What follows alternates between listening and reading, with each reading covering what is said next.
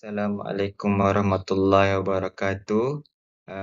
Alhamdulillah, pada hari ini saya akan membentangkan tugasan 2 dari tajuk GPP 1092, yang mana bertajuk Landscape Pendidikan yang Berkembang, Implikasi Aspirasi dan Hal Tuju Pendidikan Terhadap Guru Berjiwa Pendidik.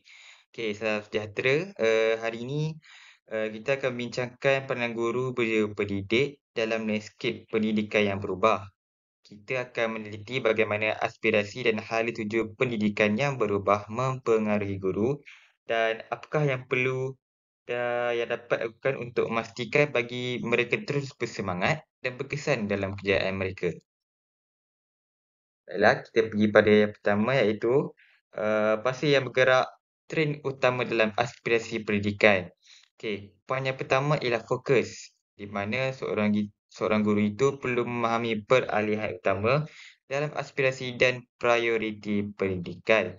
Maksudnya guru itu perlulah cakna dengan peralihan semasa serta memberikan keutamaan dalam pendidikan agar mereka tidak uh, terlupa atau tertinggallah.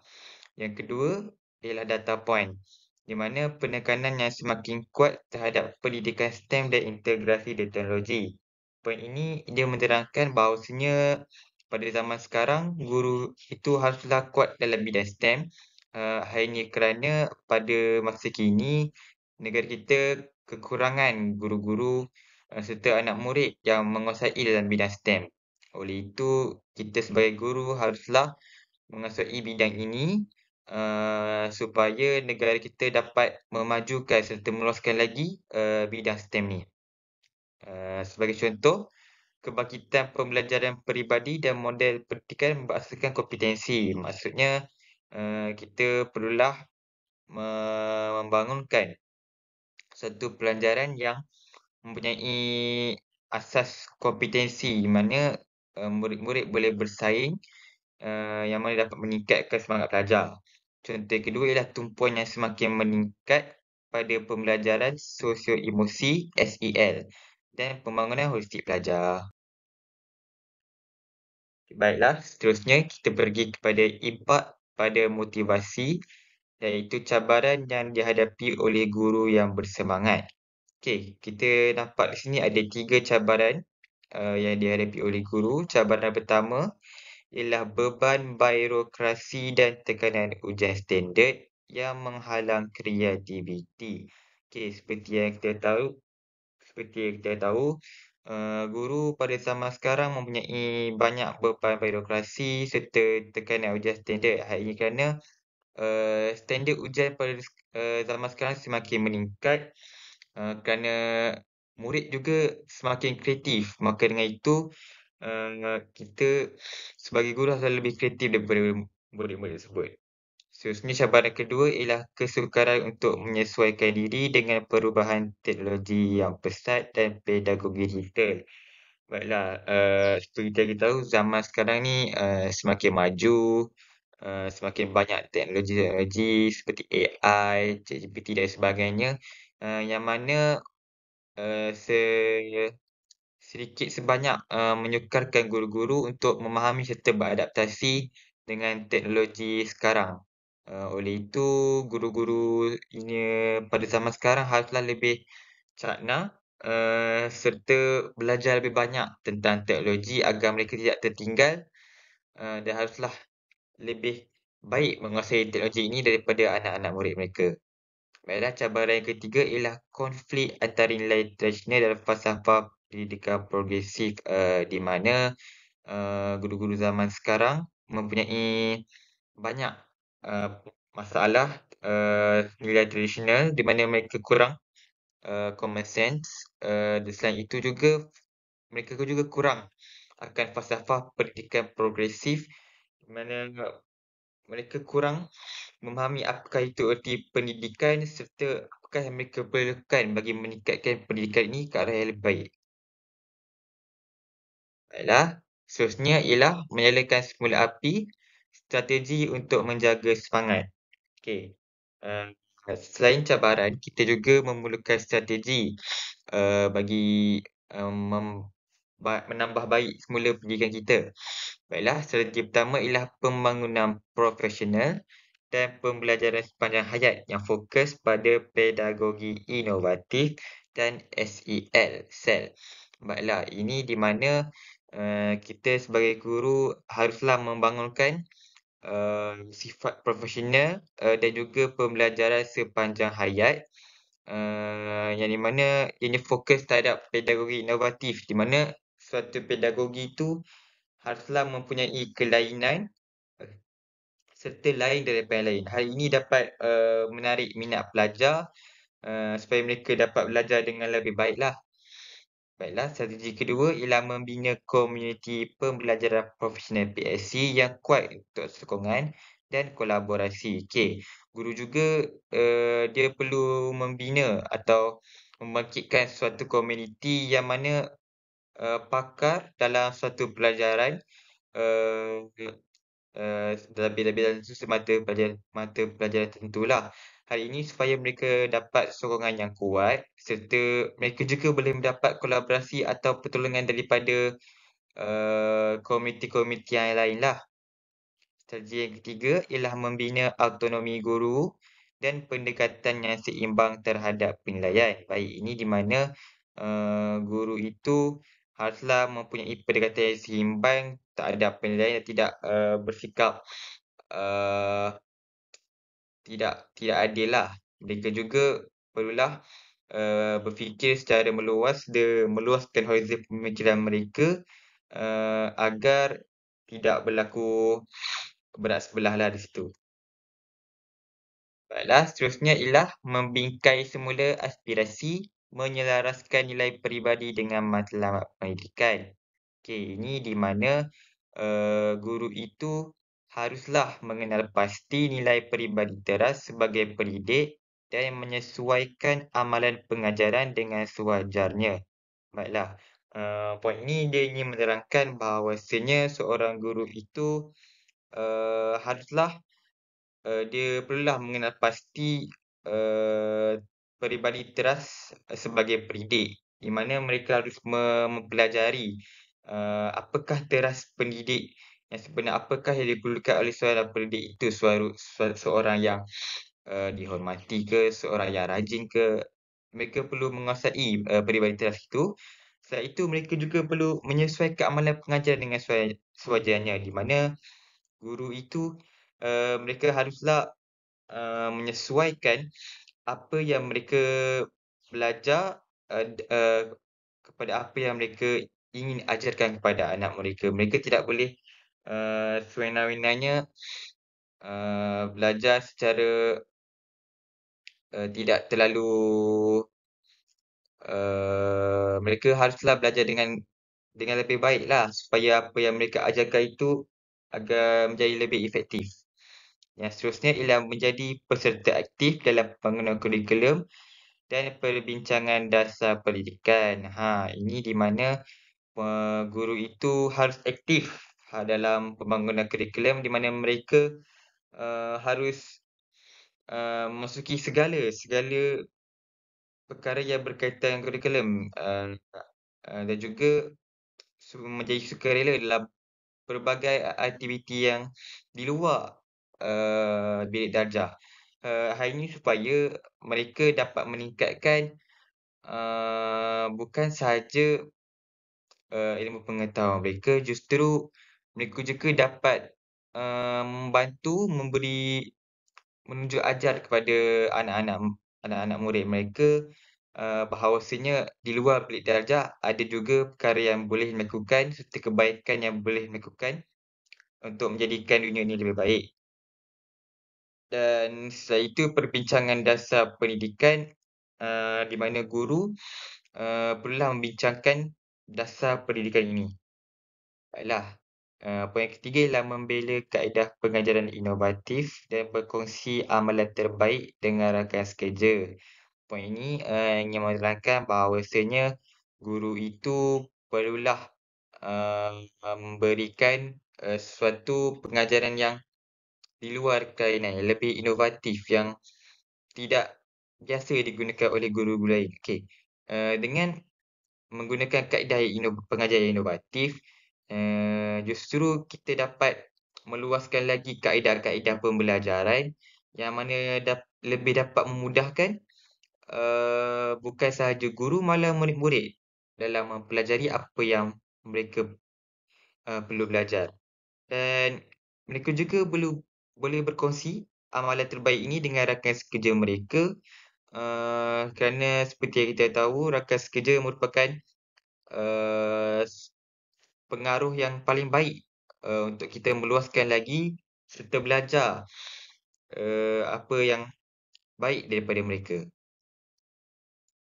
Seterusnya ialah peranan kepimpinan, menyokong dan memberdayakan guru yang bersemangat. Okey, sokongan yang pertama, di mana kita perlu menyediakan sumber dan peluang untuk pertumbuhan profesional dan inovasi. Sebagai seorang guru, kita haruslah menyediakan, sumber-sumber yang baik, dan juga peluang yang banyak kepada anak-anak murid mereka, anak-anak muridlah. Hal ini supaya mereka dapat mencipta inovasi, serta mencipta daya saing yang lebih baiklah, lebih hebat. Sokongan dua ialah di mana memupuk budaya kolaborasi dan pengambilan keputusan bersama. Baik, ini di mana guru itu perlu memupuk semangat kerjasama, di antara murid-murid agar mereka tidak, bersifat solo, di mana mereka membuat kerja secara sendiri. Seperti kita tahu, kerjasama itu merupakan antara satu yang penting dan perlu dititik beratkan kepada anak-anak murid sejak mereka kecil lagi. Selain itu juga, mereka juga perlu belajar untuk mengambil keputusan bersama. Mereka haruslah membuat keputusan secara bersama dan tidak, bertindak, secara lulu dan mengambil pendapat daripada orang-orang lainlah. Sokongan tiga ialah mengiktiraf, dan meraihkan pencapaian dan sumbangan guru. Ini di mana, sebagai guru-guru, kita haruslah, meraihkan segala pencapaian yang telah dilakukan, oleh guru-guru yang telah memberikan banyak-banyak sumbangan, kepada sekolah.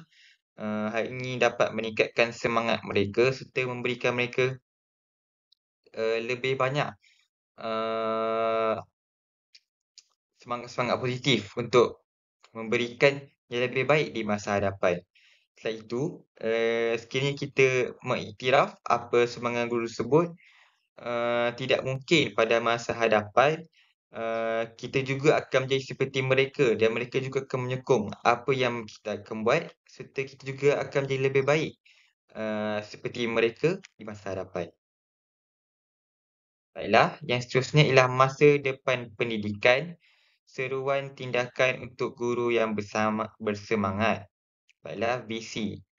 Di mana masa depan di mana guru yang bersemangat diberi kuasa untuk membentuk sistem pendidikan yang lebih berpusatkan pelajar, adil dan menarik. Baiklah, poin ini ingin mengatakan bahawa visi di mana pada masa hadapan, guru-guru yang akan datang akan diberi kuasa, untuk membentuk sistem pendidikan yang di mana lebih berpusatkan kepada pelajar dan juga bersifat lebih adil dan menariklah. Ini kerana seperti tahu semakin maju, semakin kita perlu kehadapan. Eee, oleh itu, eee, sifat-sifat seperti adil dan menarik ini kita haruslah terapkan, serta tingkatkan. Yang kedua ialah seruan tindakan, di mana kita haruslah menggalakkan, guru untuk secara aktif menyertai dalam membentuk masa depan pendidikan dengan membela nilai mereka, memeluk inovasi dan menyokong rakan sekerja. Seperti yang saya terangkan tadilah, di mana guru itu, dia haruslah aktif menyertai apa-apa saja bentuk, pendidikan yang mana dapat memberikan sumbangan-sumbangan yang baik kepada pendidikan. Hal ini supaya dengan aktif menyertai, bidang-bidang ini dapat, meningkatkan nilai-nilai yang positif, serta dapat meningkatkan serta memberikan inovasi. Selain itu juga, ianya juga dapat menyokong rakan sekerja, agar mereka menjadi lebih baik daripada sekarang. Baiklah, kesimpulan, menyelenggara api semangat dalam dunia yang berubah. Baiklah, semoga perkongsian ini dapat memberi inspirasilah kepada kita semua untuk terus menyokong guru-guru berjiwa pendidik. Marilah kita berdialog dan bekerjasama untuk mewujudkan sistem pendidikan yang lebih memuaskan dan berkesan. Sekian daripada saya. Terima kasih. Baiklah, kita selesai dengan perbincangan sebentar tadi. Seterusnya, saya akan menerangkan persoalan EQ yang telah diberikan kepada saya, yang di mana soalan pertama, soalannya berbunyi, bagaimanakah guru berjiwa digital mampu menjadi guru jauhari digital dalam negara madani? Baiklah, sini kita dapat saya telah berikan 5 poin, di mana poin yang pertama iaitu penguasaan teknologi pendidikan, di mana sebagai seorang guru, kita harus mahir dalam alat digital seperti platform e-pembelajaran, AI dalam pendidikan dan kaedah pengajaran interaktif. Seperti yang kita tahu, zaman sekarang dipenuhi dengan pelbagai AI iaitu Artificial Intelligence, di mana ianya sangat berguna dan sangat bermanfaat untuk kita gunakan bagi memudahkan uh, cara-cara serta kaedah kita mengajar murid-murid serta memudahkan proses kita dalam mengajar mereka. Yang kedua ialah kreativiti dan inovasi, iaitu menggunakan teknologi secara kreatif untuk meningkatkan pengalaman pembelajaran murid, iaitu di mana kita gunakan aplikasi-aplikasi teknologi yang sesuai, contohnya seperti Quizzes, Kahoot, Canva dan sebagainya bagi menarik minat murid.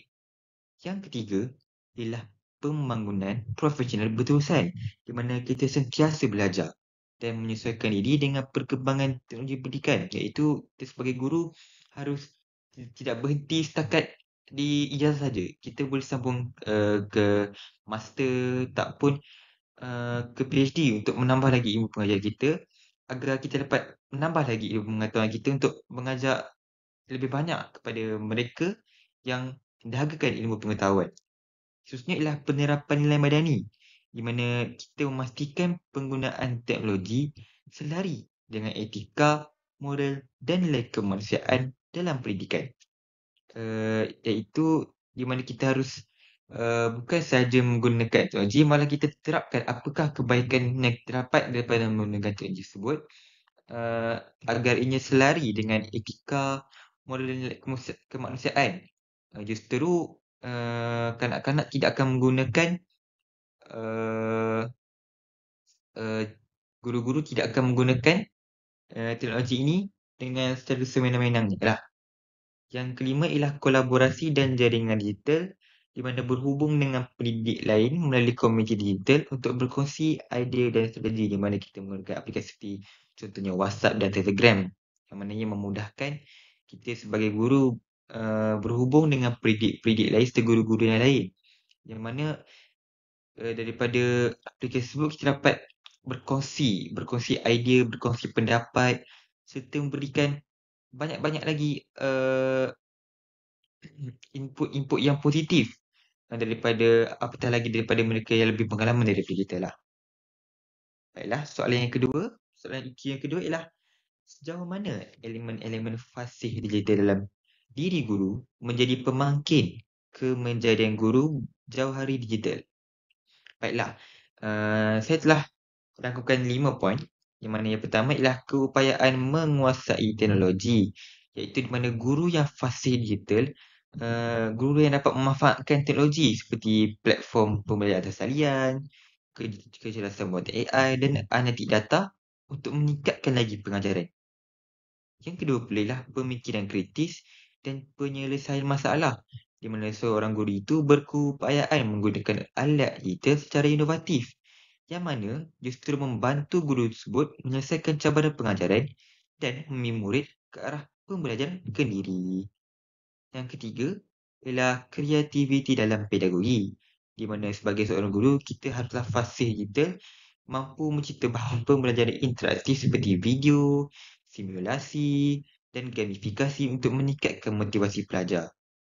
Daripada itu, Kita juga dapat menambah lagi serta mencukil bakat-bakat pelajar yang mahir dalam video, simulasi dan sebagainya. Yang keempat ialah etika dan tanggungjawab kita, di mana kita perlulah memastikan penggunaan teknologi selamat, beretika dan berlandaskan nilai madani supaya pendidikan kita tidak salah gunakan. Ini yang kita perlu titik beratkan. Seperti yang kita tahu sekarang ni penuh dengan masalah cyberbully yang mana melanda negara kita yang kita telah popular sebagai satu negara tempat kedua dengan masalah cyberbully yang paling kritikal. Oleh itu, kita sebagai guru haruslah mengajar anak-anak murid ini, mengajar diri kita sendiri agar menggunakan teknologi ini dengan selamat dan tidak menyalahgunakannya ke arah yang negatif. Yang kelima ialah kolaborasi dan jaringan profesional, di mana sebagai guru kita dapat membina komuniti pembelajaran digital, berkongsi ilmu dan amalan terbaik dengan pendidik lain secara global. Baiklah, berikut ialah persoalan EQ yang telah saya jawab. Saya harap dengan penerangan tersebut dapatlah sedikit sebanyak membantu guru-guru di luar sana agar membantu diri mereka untuk menjadi lebih baik dalam menjadi guru yang berjiwa jauhari digital. Baiklah, sekian. Terima kasih.